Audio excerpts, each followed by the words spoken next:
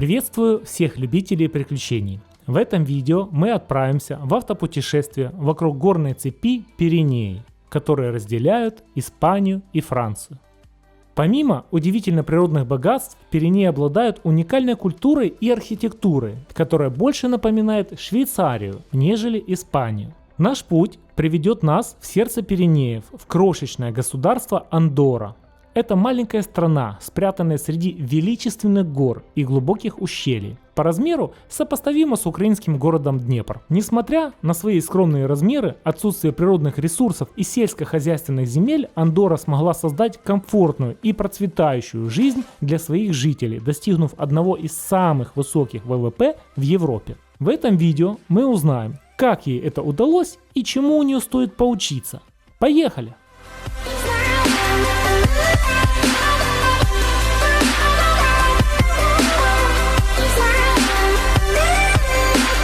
Чтобы полностью посмотреть все Пиренеи, необходимо огромное количество времени и объехать 2000 километров. Мой основной интерес была страна Андорра, поэтому я стартанул в Барселоне, доехал до Андорры и смотрел окрестности вокруг этой карликовой страны. В этом видео я буду повествовать мое автопутешествие через испанские горы Пиренеи. Пиренеи – это цепь гор, которые тянутся от Средиземного моря до Атлантического океана, разделяя между собой Францию и Испанию. Частично они находятся на стороне Испании, частично на стороне Франции. Также они отделяют Пиренейский полуостров, а это Испания и Португалия, от всей Европы. Мы будем смотреть самые красивейшие места, такие как ущелья, каньоны, реки, озера, а также аутентичные деревушки. Это видео не подробный обзор, здесь не будет никаких восхождений, хайкингов, потому что моя цель просто проехаться на авто, я еду его продавать. И по дороге я буду наблюдать все эти красивейшие красоты и повествовать вам. Это будет хорошим travel-гайдом для тех, кто путешествует на машине и не любит каких-то, или не может в силу своего путешествия, допустим, путешествия с детьми, посещать горы, высокие пики, которые здесь тоже есть. Самый высокий пик Пиреней – это гора Анет, 3400 метров.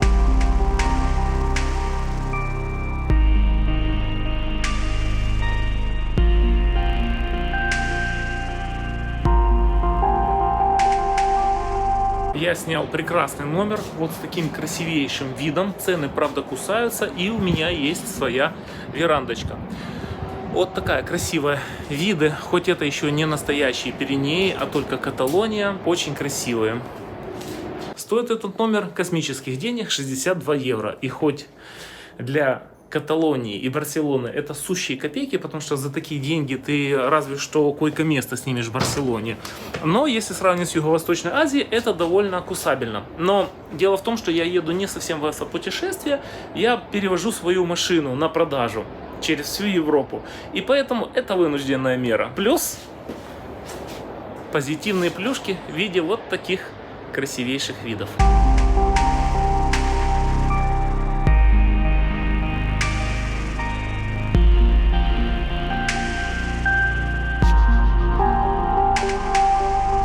Первой моей интересной достопримечательностью является озеро-водохранилище под названием Сау.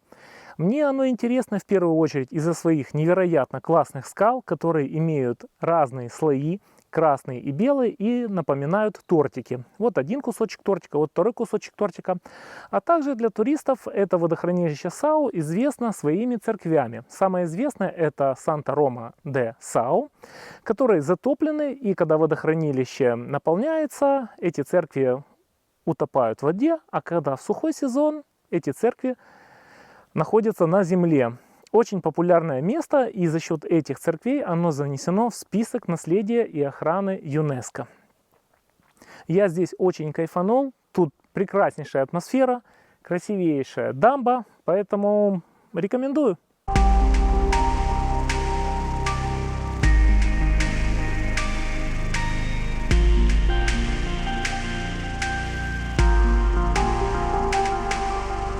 Дорога очень красивая, напоминает Швейцарию.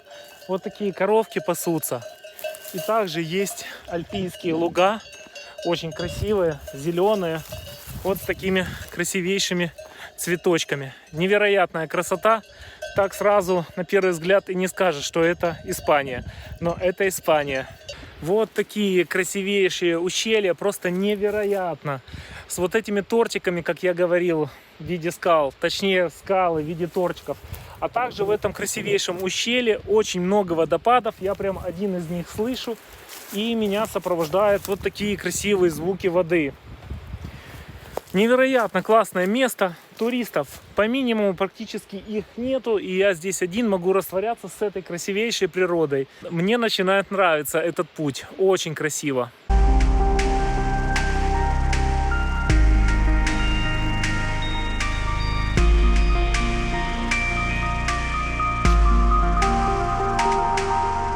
Итак, друзья, среди этого изобилия красоты и вдохновения, среди этих прекрасных коров, я все-таки получил заряд негативной энергии. Дело в том, что вот эти кабеля, они под напряжением. Я так понимаю, чтобы коровы туда-сюда не ходили.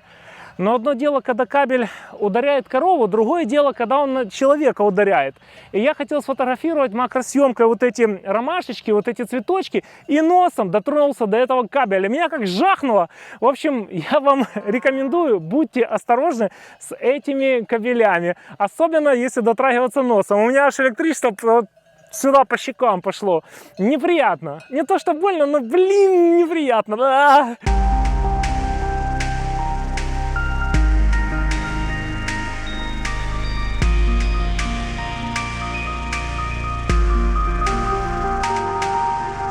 Я сейчас проезжаю средневековую деревушку под названием Рупит.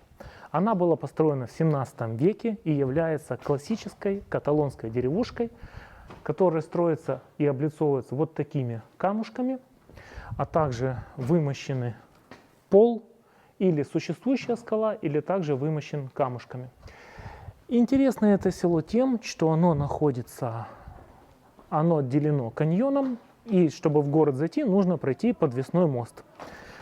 Отображает оно, в принципе, все похожие вот такие села Каталонии. Это не то, что я специально сюда приехал, просто оно было мне по дороге. Для меня, человека, повидавшего много разных европейских деревень, интересна не сама архитектура каменная, а вот именно, что улица сделана, вот не сделана, а построена на естественном камне. Что мне еще в этом городке прям очень и очень понравилось, я прям был восхищен, то, что они строят новые дома в таком же средневековом стиле, как и старые, сохранившиеся. И еще один был интересный момент. Я вижу, что тут новые дома строят такие люди относительно не бедные, скажем так, если сравнивать там с Испанией, с Аликанте, потому что видно, как они делаются, эти дома. И я даже увидел Lexus. А Lexus в Испании это что-то из разряда редкости. И я такой, вау, неужели Каталония настолько богатая, что в каких-то захолустных селах уже есть Lexus, и они ж любители Фиаты, Сиаты и всякие рабочие машины. И потом, когда я поближе подъехал к Lexus, там украинские номера, и я все понял, что это наши ребята.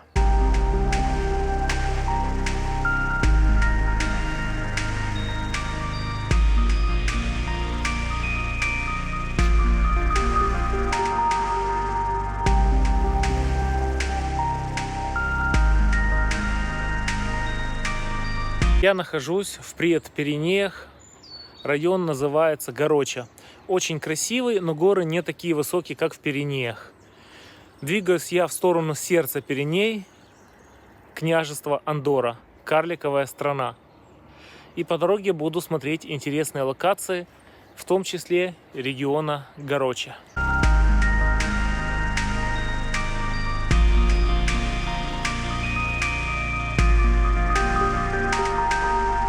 Мы находимся в городе под названием Кастельфойт-де-ла-Рока. Это одно из самых уникальных и живописных мест всей Каталонии, в частности провинции Жирона. Уникальность его заключается в том, что он находится на базальтовом утесе высотой более 50 метров, и дома в старом каталонском стиле, выложенные камнями, прям свисают над этим утесом, как будто они висят над ним, что и привлекает большинство художников и школьных экскурсий в этот городок. Образован этот утес был извержением двух древних вулканов, и сам утес является застывшей лавой этих двух вулканов. Город имеет население 1000 человек и является одним из самых маленьких муниципалитетов всей Жироны. Но помимо самого города, его древней архитектуры, его прекрасной церкви, он еще интересен окружением зеленых живописных гор, а также интересных речушек и красивых мостиков. Поэтому можно насладиться не только прогулкой города, но и панорамными красивейшими видами, а также хайкингом по красивому мосту.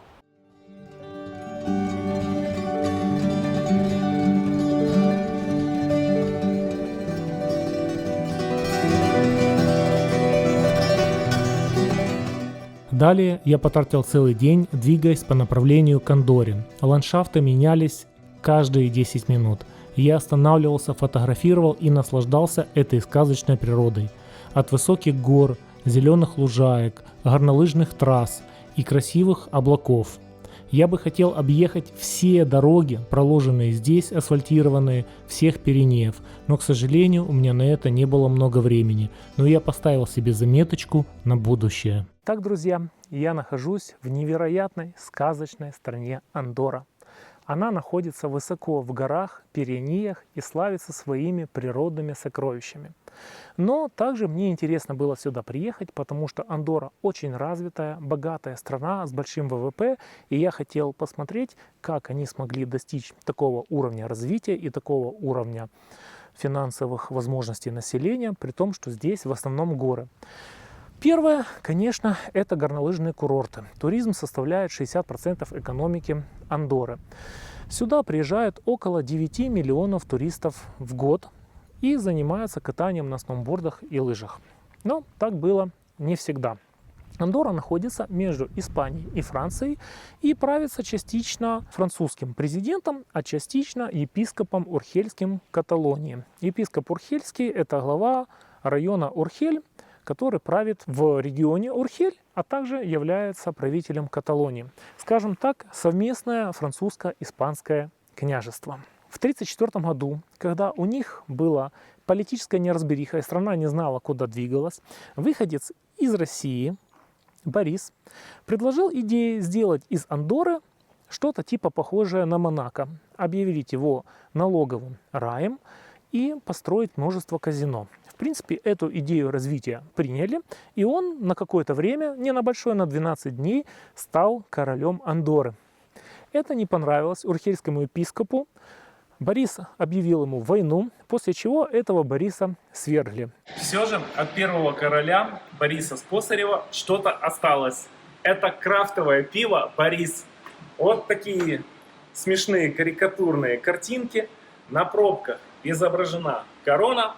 И Борис Косарев вошел в историю хоть и не самым долго правящим правителем, но зато пиво по сей день выпускается. Но Андорра пошла все-таки по пути развития налогового оазиса. Но без казино. Хотя я когда проезжал Андорру, казино я видел. Что мы имеем сейчас? Сейчас налог на прибыль компаний 10%. Налоги на рост дивидендов и акций отсутствуют. Инвесторы могут жить в этой стране и наслаждаться, как растут их капиталы, абсолютно не платя никакие налоги. Максимально поддерживается частное предпринимательство. Очень развита торговля, потому что здесь нет ввозных пошлин, всякого рода налогов типа НДС, ну и плюс налог 10% на прибыль компании делает бизнес здесь очень прибыльным. Поэтому здесь очень развита торговля премиальными товарами. Премиальный алкоголь, премиальные духи, айфоны, сигареты, то, что в соседних Испаниях и Франциях очень-очень дорогое. И сюда съезжается очень большое количество туристов не только на курорты горнолыжные, а и на шопинг. Первое, что мне бросилось в глаза, когда я въехал в Андорру, это огромное количество заправок. И когда я увидел цены в заправках, я понял, что цены здесь действительно дешевле. На 10-15% бензин дешевле, чем в Испании или Франции. Также я зашел в супермаркет, и товары были на 20-25% дешевле. На электронику, в том числе на айфоны. Это мне очень понравилось. Естественно, вы не будете ехать в Андорру, чтобы купить там шоколадку за 1 евро дешевле. Если уже сюда ехать, так покупать дорогие товары. Очень ярким является сеть магазинов Юлия, которая занимается продажей парфюмерной продукции от таких брендов, как Dolce & Gabbana, Dior, Gucci, с профессиональными продавцами. И я прям видел на главной улице торговой Андорры, торговая миля, очень много, прям на каждом углу эти салоны. Айфоны чуть-чуть дешевле, но я бы не сказал, что они прям мега дешево стоят. Ну, может, на процентов 10-15 дешевле, чем в соседней Франции или Испании.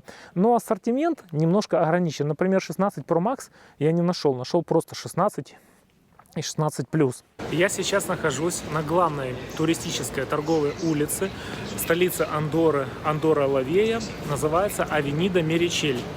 Она прекрасна тем, что здесь очень много магазинов, она действительно длинная, я устал по ней ходить, но больше всего мне нравится это виды гор. Она как бы находится немножко в углублении, и когда в одну сторону ты идешь, ты видишь горы, и с другой стороны улицы тоже, когда ты прогуливаешься, ты видишь горы. Вот такой приятный антураж. Но самое большее, что бросается мне в глаза, это сеть парфюмерных магазинов Юлия. Это сеть магазинов, которая уже продает парфюмерию по сниженным ценам на протяжении 80 лет. И выделяется не только качественными брендами, такими как Chanel, Gucci, Dolce & Gabbana, Dior, а и профессиональными консультантами. Также до 1997 года здесь действовала в банковской системе огромная банковская тайна. И все богатые люди, которые хотели уберечь себя от налогов, по примеру Швейцарии, ехали сюда прятать свои капиталы. Потом Андорра, конечно же, присоединилась к общей системе обменных банковских данных, но банковская система уже была сформирована, и за счет этого эта индустрия здесь тоже приносит большой вклад в экономику Андорры. И поэтому 3 столпа экономики Андорры – это первое – туризм, второе – банковская сфера, и третье – это беспошлинная торговля с минимальными наценками и с минимальными налогами. В Андорре есть столица, называется Андорра-де-ла-Вея. Но у этой улицы есть, на мой взгляд, минусы. Например, они не отображают классическую андоррскую архитектуру и больше напоминают стиль Германии или Нидерландов. Ну, вот такие полупромышленные здания, ну, я бы назвал их больницы. Мне нравится больше каменная архитектура, когда дома выложены камнями, и они вот прямо отображают архитектуру Андорры и близлежащего региона. Заканчивается торговая миля вот таким прекрасным монументом Сальвадора Дали под названием «Расплавленное время» или «Расплавленные часы». Он символизирует беспомощность человека перед временем, тем самым, что время останется, а люди когда-нибудь пройдут. И что мне еще здесь нравится, это вот такой мост красивый с надписью «Столица Андорра-ла-Вея». Мне еще очень нравится то, что на самом деле Андорра-ла-Вея очень узкий город. Это, в принципе, город-полоска. И земли у них немного. У них застройка, прям каждый ровный участок земли застраивается. Но, несмотря на это, прогулочных зон очень много. Я могу прогуливаться по тротуарам лучше, чем в Испании. Потому что в Испании идешь, и маленькая узкая улочка, там люди постоянно вечно толкаются. Особенно, если кто-то идет с собачкой, вообще пройти невозможно. Здесь же можно гулять. Они довольно просторные тротуары, и город сделан для людей. Что еще интересно, город рассекают очень мощные, шумные вот такие реки. И ты, когда прогуливаешься под этим пешеходным улочкам, ты слышишь шум этих рек, как будто ты гуляешь возле какого-то водопада, настолько они мощные. Это очень приятно, особенно приятно тем, кто снимает, арендует гостиницу, и в этой гостинице спит с таким прекрасным природным звуком. Что касательно гостиниц, так как здесь налоговая система очень мягкая, нету всяких НДС-пошлин, стоимость гостиниц минимальная. В соседней Испании, например, Каталонии и Франции, гостиница в среднем стоит 80-89 евро. Самая, скажем так, бюджетная, но не из ушатанных. Здесь же я офигеннейшую, просто крутейшую гостиницу снимал всего лишь за 47 долларов, даже не евро, долларов. Но проблема – это паркинг. Так как земли нет, улицы очень узкие, паркинга здесь практически нет. Бесплатного где-то стать, и даже платный тяжело найти. Везде написано комплето заполнено. И я в гостинице за паркинг заплатил 18 евро за ночь. То есть гостиница 47 долларов, а паркинг 18 евро. Имейте это в виду, если будете арендовать гостиницу, чтобы она включала паркинг или была какая-то льготная цена на паркинг. Вы нигде не запаркуетесь, даже далеко отъехав за город, бесплатно. Когда я въехал в Андорру, я в принципе проходил небольшой такой таможенный контроль, никакие паспорта не проверяли, ты просто въезжаешь, но своими рельефами ты сразу видишь, как будто ты в другой стране. Страна действительно суверенная, она имеет свои номерные знаки у машин, своя мобильная связь. Например, моя испанская сим-карта уже не работала. А также здесь, в Андорре, видно, что вот все развито, там госпитали, медицины, спортплощадки. В общем, город предполагает для нормальной жизни и наслаждения жизнью очень приятная атмосфера. По температуре я бы не сказал, что здесь сильно холодно. Да, температура ниже, чем в Испании, но все-таки мы находимся в горах, поэтому она, естественно, ниже. Очень хорошо летом прятаться от какой-либо жары. Еще одной жемчужиной или изюминкой Андорры является спа-термальный комплекс под названием Калдеа. Знаменит он тем, что помимо того, что это один из самых больших термальных источников всей Европы, он славится своим еще сюрреалистичным интересным дизайном здания, который имеет прозрачные купола, и вы помимо прохождения в теплых ваннах спа-процедур можете еще наслаждаться великолепнейшим видом на высокие горы. Принимать спа-термальные ванны можно даже зимой, когда много снега, как внутри комплекса, так и снаружи комплекса. Как по мне, очень интересная, невероятная локация. Более того, вокруг этого комплекса расположилось бесчисленное количество спортплощадок, разных рамп, баскетбольных, волейбольных, теннисных кортов. И несмотря на то, что в Андорре земли очень мало, они выделили место для такого понятия, как спорт и здоровье. Ну вот, в принципе, я все про Андорру рассказал. Я сейчас нахожусь на высоте 1600 метров. Прекраснейшее озеро, прекрасная зона для релаксации. И буду смотреть природные достопримечательности другие.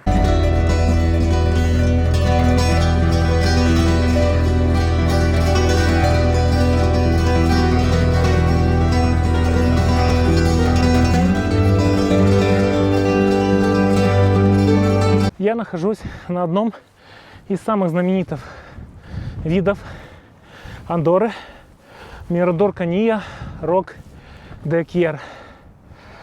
Очень красивый ландшафт, живописный пейзаж в одну сторону и во вторую, но сама площадка платная, и оплачивать можно только картами. Вход 5 евро, поэтому я не могу зайти на этот отвесной мост, но я полетаю на дроне.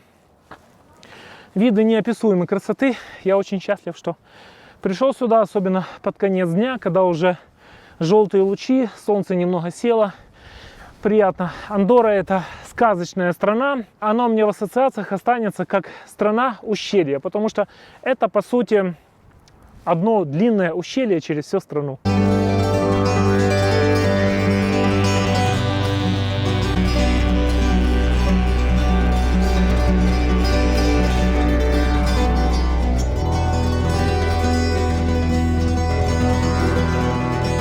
Мне Андорра настолько нравится, что я решил ее объехать по всем асфальтированным трассам, куда только можно приехать, и понаблюдать все красивейшие виды, а не посещать только туристические локации.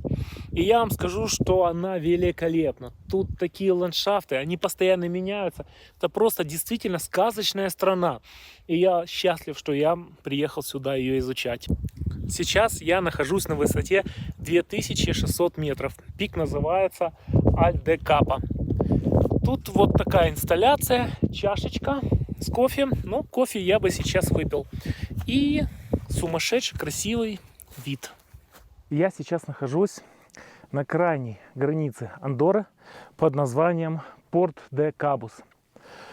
Это локация, которая разделяет Испанию, вот с этой стороны Испания, и Андорру. Это невероятнейшей красоты места. Я вчера здесь был, но тут все было вечером затянуто дымкой. Поэтому я решил приехать сюда снова. Нравится он мне тем, что здесь абсолютно, практически ноль туристов, ноль каких-то зданий, ноль машин. И тут такая тишина, такая классная энергетика. Я ощущаю себя на краю мира. На краю мира и смотрю на вот эту всю красоту. И такое впечатление, что там за мной какая-то бесконечность, такая магическая. Поэтому я сегодня приехал, взошел на этот хребет, и я кайфую, что я сюда забрался. И я пробуду здесь какое-то время, просто помедитирую, посмотрю на эту красоту.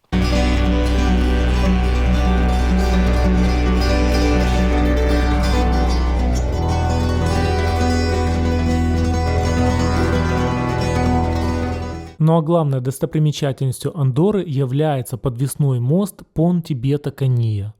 Длиной он 603 метра, высотой около 158, и с него открываются самые красивые виды на Андоррские горы. Но, к сожалению, я на мост не попал, потому что когда я к нему приехал, там не было паркинга, и оказывается, чтобы попасть и пройти на мост, нужно покупать экскурсию. Мост находится высоко вверху, и мне не хотелось на машине спускаться, потом на автобусе подниматься, идти на экскурсию, потом снова на автобусе спускаться и уже на машине дальше ехать. И я решил мост пропустить, но понаслаждался кадрами с дрона, полетав вокруг моста. На этом, друзья, обзор Андорры закончен. Я отправился обратно через горы Пиренеи, но уже со стороны Франции, где меня ждала немного другая природа.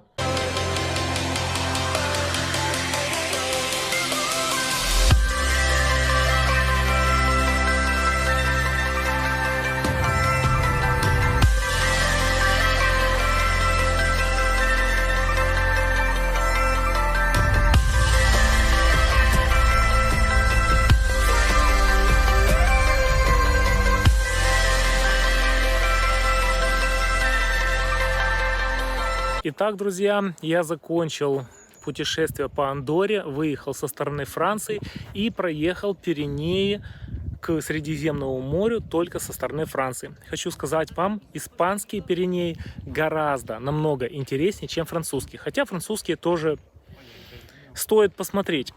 И заканчиваю я свое путешествие. Вот такие глиняно-песчаные образования.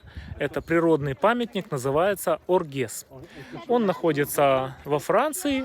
И методом эрозии образовались вот такие столбы и башни, которые похожи на орган. Им миллионы лет и привлекают множество посетителей. Ну а мое эго потешат ваши лайки и комментарии. Ярких вам путешествий!